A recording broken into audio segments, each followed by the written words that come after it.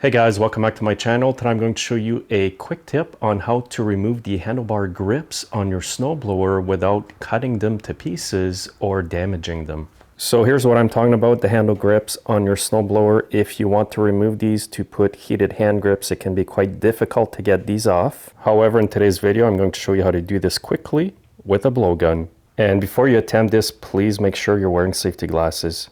So here's what I do, guys, is I poke a little hole here in the back. Some hand grips will already have a small hole, so in that case you wouldn't have to do this. Now I've got my air pressure set at 90 psi on my compressor. Now what I'm going to do is go into the small hole here.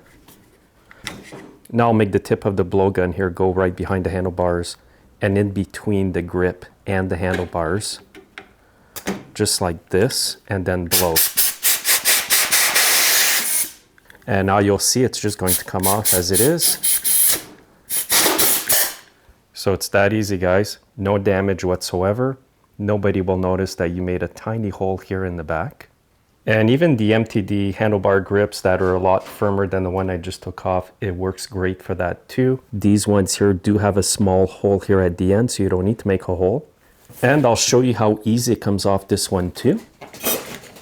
Now, if your handlebars did not have a hole at some point for the air to escape, you wouldn't have to do like I'm doing by going in between the handlebars and the hand grip. So actually, if the air wasn't escaping from the handlebar, it would create such pressure that the grip here would just swell up and come right off. So because the air's leaking through the handlebars, I have to do it this way.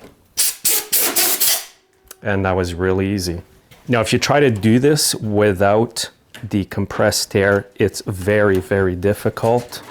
I'm sure you guys have tried that in the past. The alternative to what I did today is to actually cut the hand grip with an X-Acto or shove some lubrication or soap and water between the handlebar and the grip.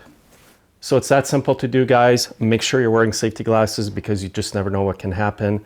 If you like the video, please like it, share it, and subscribe. Have a great day.